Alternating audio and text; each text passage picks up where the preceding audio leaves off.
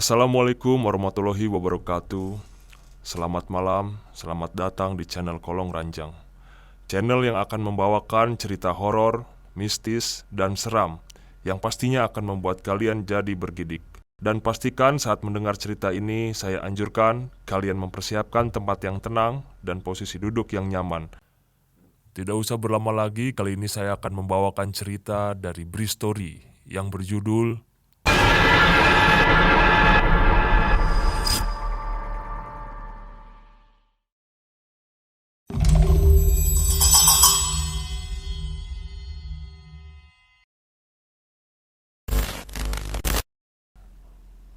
Wajah pucat Sandi terlihat jelas dalam balut remang cahaya.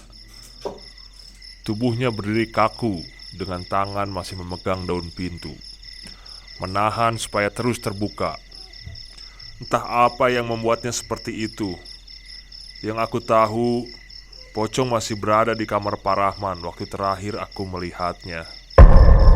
Apakah Sandi melihat hal lain lagi yang menyeramkan? Saat itu aku belum tahu. Aku yang duduk di atas tempat tidur masih merasakan ketakutan sisa kejadian sebelumnya. Agak sedikit penasaran, ingin tahu apa sebenarnya yang sedang dilihat Sandi. "San!" Dengan suara pelan aku memanggil. Sandi diam saja, gak bersuara. "Sandi!" Sekali lagi aku memanggilnya, namun tetap Sandi gak menjawab. Akhirnya perlahan aku berdiri, lalu berjalan mendekati Sandi. Aku berdiri di belakang Sandi. Ketika dia tahu aku ada di belakangnya, tangannya kemudian menggeser pintu sedikit lagi, menambah celah untukku mengintip keluar. Pocong di depan lemari!" Suara Sandi terbata-bata. Nyaris berbisik dia bilang begitu. Suasana ruang tengah sudah mulai lebih gelap dibandingkan sebelumnya ketika aku ke kamar mandi tadi. Entah kenapa, aku lalu mengarahkan pandangan ke tempat yang Sandi maksudkan, di depan lemari.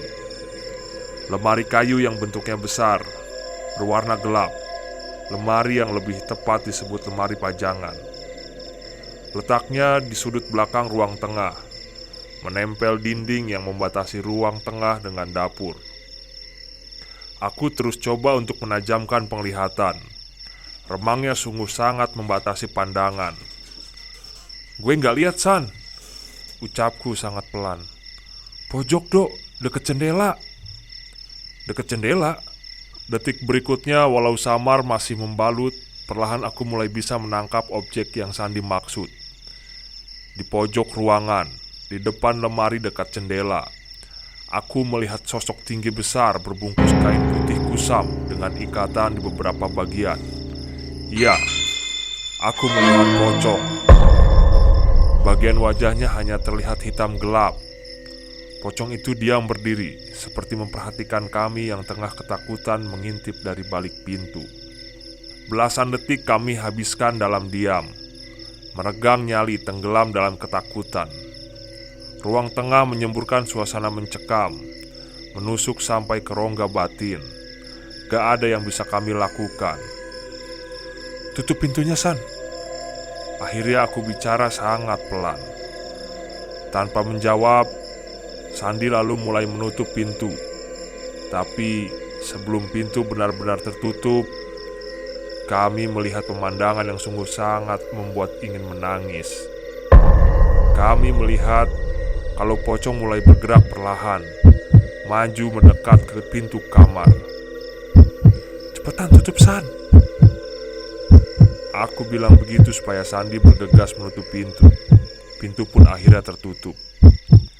Tapi tiba-tiba kami mendengar suara yang menyeramkan itu lagi. Sangat jelas, sumbernya seperti berada persis di balik pintu. Kemudian kami melangkah mundur, menjauhi pintu. Bukan di atas tempat tidur, tapi kami lebih memilih duduk di atas lantai, tepat di bawah jendela kamar. Di sudut itu kami lanjut diam dalam cengkram ketakutan. Jendela kamar yang tepat berada di atas kepala terbuat dari kayu yang memiliki rongga-rongga memanjang untuk sirkulasi udara. Sesuai dengan fungsinya, melalui rongga-rongga ini, angin malam yang dingin mencekat masuk semilir. Hembusannya bertiup meniup tengkuk. Kami yang masih diam terkukung kecemasan semakin tenggelam dalam cekam yang terdalam. Terus memandang ke pintu, berharap tetap terus tertutup. Di bawah pintu ada sedikit celah. Lebarnya mungkin hanya 1 cm. Tapi dari celah kecil itu, sesekali kami melihat ada bayangan berkelebatan, seperti ada sosok yang mondar-mandir di ruang tengah. Sekali lagi, kami hanya terdiam. Gue gak tahan, Dok. Mendingan kita cabut dari sini. Cabut kemana? Kita di tengah antah berantah gini, jawabku.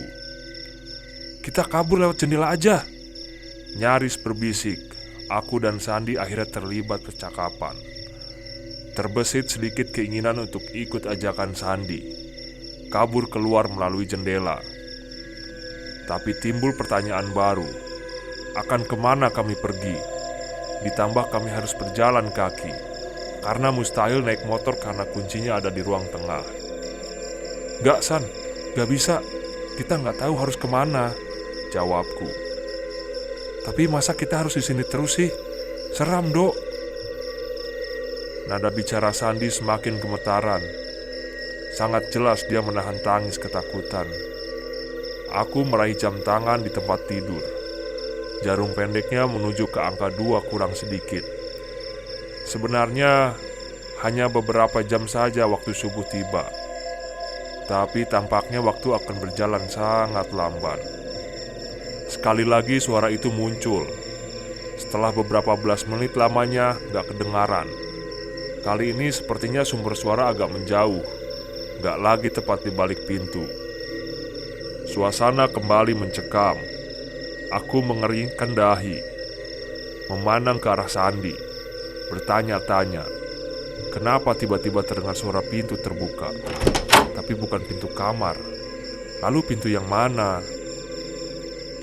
Sepertinya pintu depan. Siapa yang membukanya? Hening kembali terjadi. Suara malam menyeruak sepi. Tiba-tiba suara pintu terdengar lagi, tapi kali ini diikuti dengan suara. Bantingan pintu mengagetkan kami berdua. Lalu lagi-lagi menjadi hening. Benar-benar hening. Suara serangga malam pun tidak ada yang kedengaran. Berikutnya dari kejauhan kami mendengar lolongan panjang anjing hutan. Suaranya memecah sunyi, menambah cekam. Tidak ada lagi penampakan dan pergerakan seram. Beberapa jam berikutnya, kami terus menikmati suara-suara seram itu sampai subuh menjelang. Terornya menusuk sampai ke nadi, melumat merebuhkan nyali. Suara perbincangan Sandi dan Pak Rahman yang sesekali diselingi gelak tawa terdengar dari ruang tengah, membangunkan aku dari tidur. Melirik ke jam tangan, ternyata sudah jam 8 pagi. Jendela kamar terbuka lebar. Mentari menyerbakan sinarnya, menyentuh setiap sudut kamar, menghangatkan. Suara burung bercengkrama di ranting pohon. Beberapa di antaranya terlihat mengintip, memperhatikan aku yang masih berselimut di atas tempat tidur. Sungguh merupakan pagi yang sangat indah buatku. Udara bersih dan sejuk terhirup tanpa halangan, menyegarkan raga, membersihkan jiwa. Keadaan yang sangat jarang aku dapatkan di Jakarta, hampir mustahil malah. Mengesampingkan peristiwa yang baru saja aku dan Sandi alami semalam, suasana pagi di perguruan karet ini sangat menyenangkan. Ya, sangat menyejukkan. Bangkit dari tempat tidur, duduk sebentar di pinggirnya. Kemudian aku melangkah keluar kamar. Udah bangun aja, Dok, akhirnya. Mau kopi apa teh? Pak Rahman menyapa dengan senyum selebar bahu. Biar nanti saya yang bikin sendiri, Pak, jawabku. Aku lalu ke kamar mandi untuk cuci muka. Setelahnya, kami bertiga terlibat percakapan santai di ruang tengah. Tapi sama sekali belum membahas peristiwa seram yang aku dan Sandi alami. Kami belum berani menanyakannya ke Pak Rahman. Nanti saja kalau sudah di luar rumah. Percakapan tentu saja membahas hal-hal apa saja yang akan kami lakukan hari itu. Hari ini kami akan mengambil sampel tanah dari beberapa bagian lahan dan sampel karet yang ada di sini, Pak. Mungkin hari ini itu aja dulu. Sandi bilang begitu. Aku pun mengangguk setuju. Oh ya sudah, paling nanti saya bisa menemani sampai siang saja. Setelah itu pulang ke kota. Nanti malam ada urusan yang gak bisa ditinggalkan. Besok pagi saya akan balik lagi ke sini.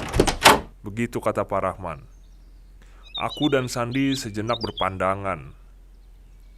Jadi, nanti malam kami berdua di sini sendirian, Pak? Tanyaku nada cemas. Iya, gak apa-apa kan? Aman kok di sini. Jawab Pak Rahman. Ya, emang kelihatannya aman sih, Pak. Tapi Sandi coba memberi kode. Tapi kenapa Bang Sandi? Enggak, Pak, nanti saja. Perbincangan selesai ketika matahari sudah semakin meninggi. Kemudian sekitar jam 10, kami memulai kegiatan, berkeliling ke setiap sudut lahan perkebunan,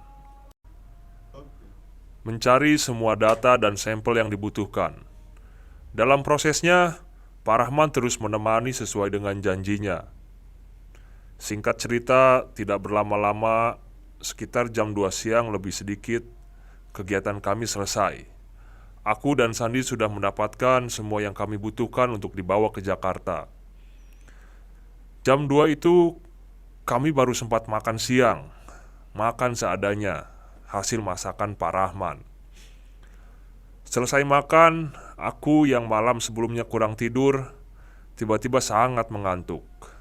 Karena itulah aku akhirnya pamit untuk istirahat sebentar di kamar, meninggalkan Sandi dan Pak Rahman di ruang tengah. Oh iya, Bang Aldo, nanti saya pamit pulang ke kota ya. Besok pagi saya balik lagi ke sini. Begitu Pak Rahman bilang sebelum aku masuk kamar. Pak, benar-benar gak bisa semalam lagi temani kami ya? Ucapku agak memelas. Tapi Pak Rahman bilang gak bisa. Seperti yang dia sudah bilang sebelumnya, kalau ada urusan yang tidak bisa dia tinggalkan. Ya sudah, akhirnya aku dan Sandi hanya bisa pasrah. Lalu setelahnya, aku masuk kamar untuk beristirahat, lalu tertidur pulas. Sangat pulas. Mengucek-ngucek mata, lalu memperhatikan sekitar. Ternyata hari sudah mulai gelap. Sinar matahari yang masuk dari jendela menunjukkan kalau sudah sore. Lagi-lagi aku melirik jam tangan. Dan benar, sudah hampir jam setengah 6. Ya, tentu saja kamar juga sudah mulai gelap. Sandi kemana ya? Kok sepi? Gerutuku dalam hati. Sekitar 3 jam lamanya, aku tertidur pulas. Cukup membuat tubuh lebih segar. Aku lalu keluar kamar, mendapati ternyata ruang tengah sudah agak gelap. Sandi kenapa nggak menyalakan lampu sih? Lagi-lagi aku menggerutu. Tentu saja, yang pertama kali aku lakukan adalah menyalakan lampu petromak. Setelah itu menyalakan lampu lainnya, lampu kamar, dapur, juga lampu teras. Nah, ketika ruang tengah sudah terang, aku melihat ada secari kertas di atas meja. Di kertas itu ada tulisan tangan. Sandi yang menulisnya isinya kurang lebih seperti ini. Aldo, gue ke kota dulu ya. Mau beli barang-barang keperluan kita. Ikut Pak Rahman sekalian. Tenang saja, sebelum malam gue udah balik lagi. Begitu isi pesan Sandi. Setelah membaca pesan itu, aku amat sangat berharap kalau Sandi akan memenuhi janjinya, datang sebelum malam. Tapi ini sudah nyaris jam 6. Gelap mulai menutupi perkebunan. Waktu maghrib pun tiba. Aku langsung menuju kamar mandi untuk berwudu. Beberapa timbaan dari dalam air sumur aku lakukan untuk memenuhi air dalam bak. Entahlah berapa dalamnya sumur ini. Ditambah karena hari sudah gelap, aku jadi tidak bisa melihat dasarnya. Selesai berwudu, aku langsung menunaikan salat di kamar depan. Kekhusyuan beribadah sejenak dapat melupakan semua perasaan takut dan cemas yang aku rasakan sejak kemarin. Akhirnya, malam benar-benar tiba. Sudah jam 7 lewat. Belum ada tanda-tanda kedatangan Sandi. Aku menunggunya di teras depan, sambil terus menatap ke arah perkebunan karet yang tentu saja sudah gelap gulita. Tapi malam ini agak berbeda. Ternyata langitnya cerah penuh bintang. Ditambah sesekali terlihat muncul rembulan dari sela-sela rindangnya perpohonan. Sepertinya tidak ada awan yang menghalangi penampakannya. Suasana seperti itu membuat sejenak aku bisa melupakan kalau sebenarnya sedang berada sendirian di tempat antah berantah seperti ini. Harusnya sudah saatnya makan malam, tapi aku gak merasa lapar. Lebih memilih untuk merokok dan minum kopi di teras. Sambil menunggu kedatangan Sandi, tapi entah sudah berapa batang rokok yang sudah aku habiskan, Sandi belum juga datang. Jam 9 lewat 15 menit.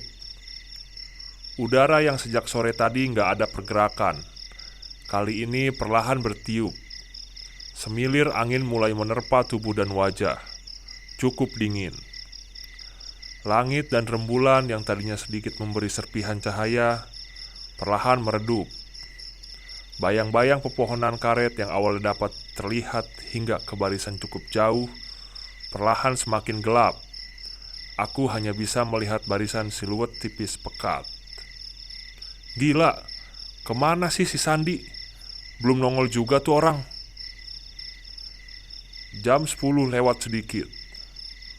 Udara semakin dingin, dibawa oleh angin sepoi yang bertiup dari depan. Pemandangannya jangan ditanya lagi. Langit sudah gelap total. Bintang sudah tidak tampak lagi. Rembulan sepertinya tutup awan. Jadinya malam semakin pekat.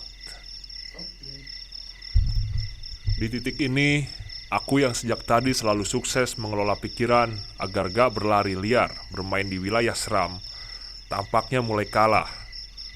Pikiran perlahan mulai menjelajah gak karuan, terbawa suasana sekitar yang sungguh mulai mencekam. Sebatang lagi baru masuk rumah, ucapku dalam hati. Tentu saja, entah sudah berapa baris kalimat makian yang terucap di setiap menit. Jam 10:30. Aku mencium bau aneh. Tidak wangi tapi menyengat.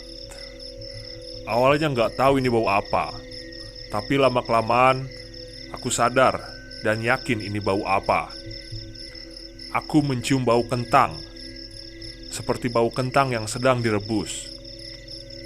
Baunya kadang mendekat pekat, kadang semilir menjauh, kadang menghilang, berputar seperti itu selama belasan menit.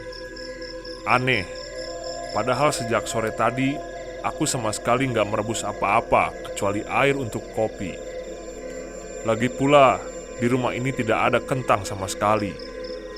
Lalu, bau kentang rebus ini dari mana? Di tengah hutan perkebunan karet gini, siapa yang sedang merebus kentang? Pikiran mulai melalang buana, bermain dengan nyali. Perasaan juga mulai tidak enak. Akhirnya, aku memutuskan untuk masuk ke dalam rumah. Jam 11 lewat, hampir tengah malam. Seharusnya, jam segini aku sedang mengantuk-ngantuknya menuju tidur. Tapi kali ini situasinya sangat berbeda. Kali ini sungguh sangat keterlaluan kondisinya, menjadikan aku segar bugar tanpa kantuk sedikit pun. Aku duduk di kursi ruang tengah, berbalut kain sarung, tetap ditemani rokok filter yang sambung menyambung aku sulut. Tidak berani masuk kamar karena takut. Sesekali mengintip keluar jendela, melihat-lihat kalau Sandi tiba-tiba datang. Tapi terus saja aku dikecewakan. Sandi belum juga menunjukkan batang hidungnya. Jam 12 kurang sedikit. Tiba-tiba aku mendengar suara seperti itu di kejauhan. Suara yang terdengar seperti ada orang yang sedang melangkah kakinya di atas semak belukar. Sebegitu sepinya keadaan, aku sampai jadi bisa mendengar suara detail seperti ini. Terdengar lagi. Setelah beberapa kali kedengaran, aku semakin yakin kalau itu memang benar suara langkah kaki. Apakah itu Sandi? Tapi kan dia bawa motor ke kota. Kenapa kembalinya jalan kaki? Sepertinya tidak mungkin. Ataukah itu penduduk dari desa terdekat? Entahlah. Akhirnya aku memberikan diri untuk mengintip melalui jendela. Dari celah tirai, aku hanya melihat kosong dan gelap. Tapi cekam mulai semakin terasa. Sepinya tidak biasa. Heningnya seperti hendak bicara. Rasa takut mulai muncul di permukaan. Aku tidak lagi bisa mengendalikan. Ketika suara langkah kaki di atas semak itu masih terdengar, tetapi sama sekali nggak terlihat sosok yang punya langkah. Mendadak, aku merasakan situasi semakin mencekam. Entah karena apa. Mundur beberapa langkah menjauhi jendela. Kemudian duduk di kursi panjang, masih di ruang tengah. Sudah sejak beberapa menit yang lalu, mungkin nyaris semua doa yang kuhafal sudah terucap pelan. Namun ketakutan tetap di kepala tidak mau menghilang. Tarikan nafas hanya sebatas leher. Gak ada kekuatan untuk menghirup udara dalam-dalam. Keringat dingin mulai mengucur pelan, membasahi kulit kepala turun ke dahi dan wajah. Aku mulai tenggelam dalam suasana yang mencekam. Desir udara yang tadinya bertiup gerak seketika menghilang, mati. Suasana pepohonan yang bergoyang karena angin tiba-tiba hening, sepi tanpa aba-aba. Tuhan, lindungi aku, selamatkan aku. Berikan kekuatan untuk dapat melalui malam mencekam ini. Satu malam lagi. Sekali lagi, aku mendengar suara langkah-langkah kaki yang sepertinya sedang berjalan di atas semak dan rumputan. Awalnya terdengar jauh, namun semakin lama semakin mendekat, dan akhirnya seperti berhenti tepat di depan rumah. Jam 1 lewat tengah malam, aku sekali lagi memberanikan diri untuk berdiri dan mendekat ke jendela. Ingin tahu ada apa sebenarnya di luar. Suara langkah kaki siapa yang ada di halaman. Tirai lusuh yang menggantung menutupi jendela perlahan kugeser sedikit demi sedikit, membuat celah ruang untuk mengintip. Setelah sudah cukup ada celah, barulah terlihat keadaan di luar. Walaupun sudut pandangnya masih sempit, lampu templok yang aku pasang di luar bisa menerangi rumah sampai belasan meter ke depan. Sepi.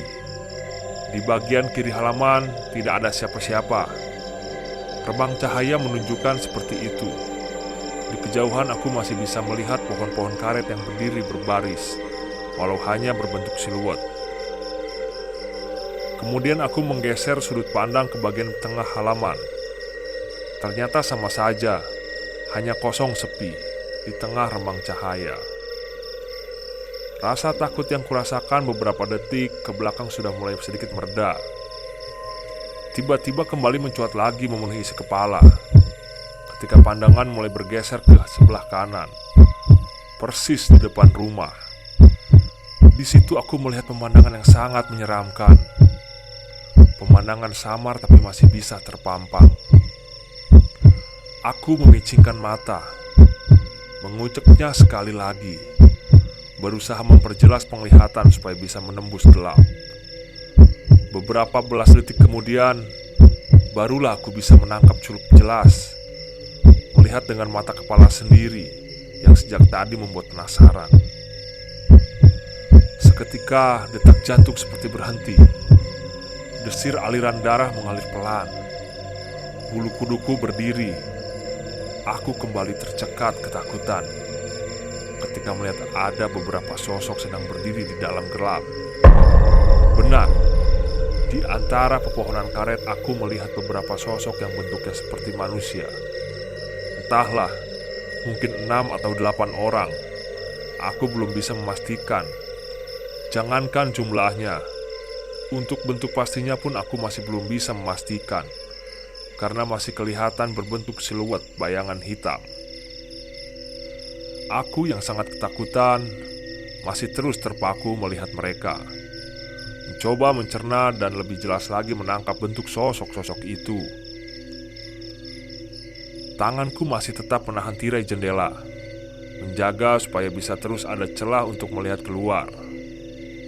Setelah 1 menit kemudian, barulah pandangan bisa menangkap semuanya.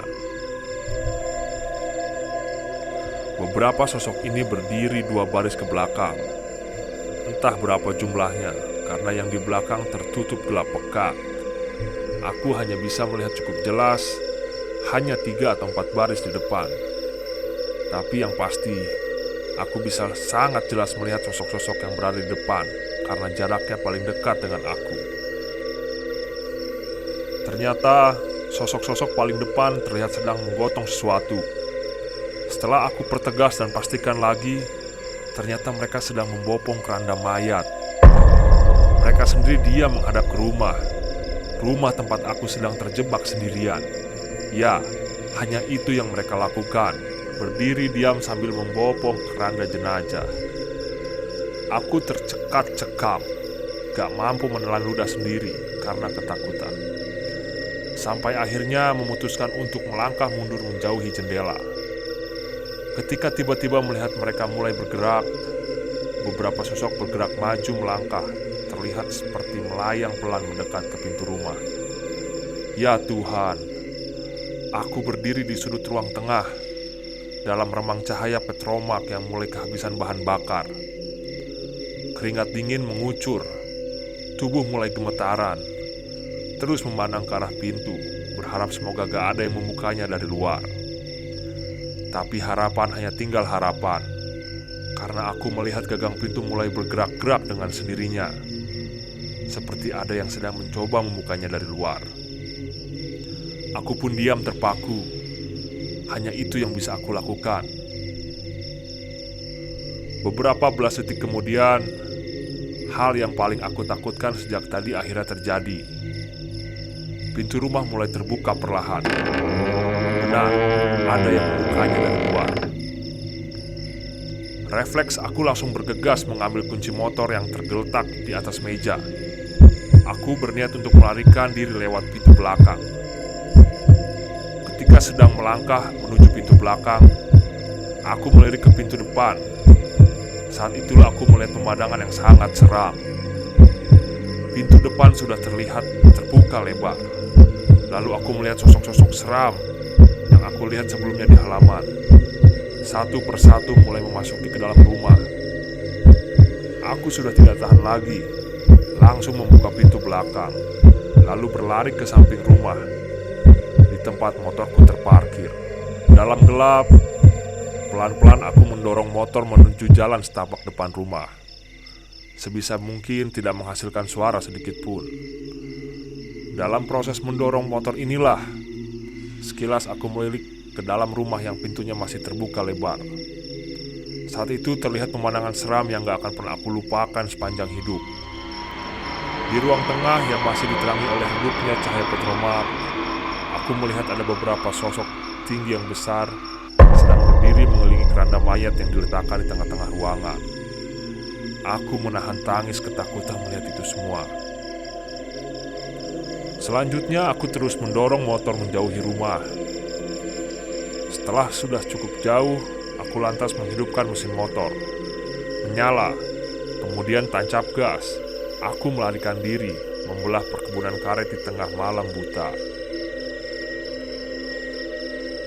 Napas masih tersenggal, badan masih gemetaran ketakutan.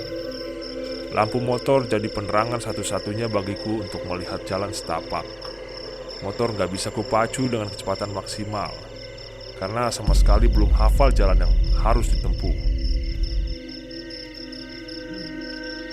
Laju motor yang gak terlalu kencang inilah yang membuatku masih bisa melihat sekeliling dengan cukup jelas. Masih bisa mencium aroma yang aku lintasi. Aroma? Ya. Dalam perjalanan melintas perkebunan karet itu, tiba-tiba aku mencium bau kentang rebus lagi. Kali ini sangat menyengat. Bau kentang rebus makin tercium sampai ketika aku melihat sesuatu beberapa belas meter ke depan. Di sebelah kanan jalan setapak yang tengah aku lalui, aku melihat sosok awalnya samar, tapi lama-kelamaan semakin jelas. Sosok itu berdiri tegak, diam dan menyeramkan. Setelah sudah dekat dan semakin dekat lagi, akhirnya aku bisa melihat dengan jelas. Di bawah sorot lampu motor, dengan sangat jelas aku melihat sosok pocong sedang berdiri di pinggir jalan setapak yang sedang aku lintasi. Pocong itu diam, namun seperti memperhatikan. Aku ketakutan melihatnya, merinding, sampai akhirnya pocong itu benar-benar sudah berada di samping kanan. Aku panik. Aku langsung memacu motor lebih cepat lagi. Karena situasi yang sangat gelap, ditambah kondisi jalan yang belum aku kenal sama sekali, akhirnya terjadi sesuatu yang sejak tadi aku takutkan. Entah apa penyebabnya, tiba-tiba aku terjatuh dari motor. Hentakan yang cukup keras membuat aku gak sadarkan diri setelahnya. Tapi sebelum benar-benar tidak sadar, sekitar aku melihat kalau pocong yang aku lihat tadi bergerak mendekat ke tempat aku tergeletak. Setelah itu aku gak ingat apa-apa lagi. Pemandangan pun menjadi gelap. "Dok, bangun dok!" Aku mendengar suara Sandi. Hari sudah mulai gak gelap lagi. Di sekelilingku sudah ada berdiri beberapa orang yang wajahnya gak aku kenal, kecuali Sandi dan Pak Rahman. Singkat cerita, ternyata aku ditemukan pagi-pagi oleh Sandi, Pak Rahman, dan beberapa orang desa terdekat. Setelah mereka mendapati rumah perkebunan karet tempat kami tinggal dalam keadaan kosong. Setelah itu pula, akhirnya aku jadi tahu alasan kenapa Sandi gak datang malam itu. Ternyata ia pun tersesat di perkebunan karet.